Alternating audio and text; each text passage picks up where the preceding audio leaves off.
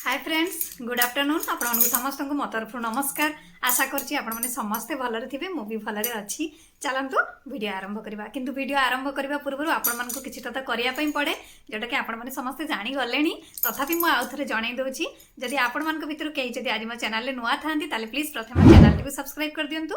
पाखरे थिबा bell icon को क्लिक करंतु जहा फଳରେ मो नुआ नुआ वीडियो रो नोटिफिकेशन आपण मान को पाखरे खूब शीघ्र पहुंची जिवो।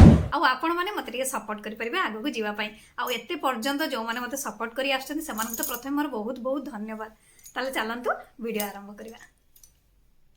आज आसतु आम भिडियो माध्यम देखा केमिति आपण माने घर को सबुबले सुगंधित रखिपारे। से आमको दरकार फोग ता सहित गोटे प्लास्टिक कंटेनर।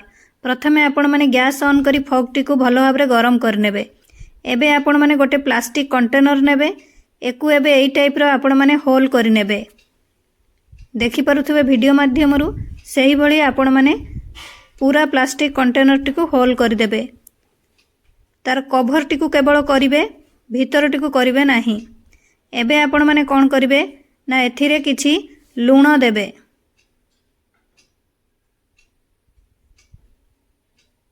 तापरे आपण माने एथिरे कंफर्ट किछि देई देबे। देई एको एबे भल भाबरे आपण माने मिक्स करि नेबे।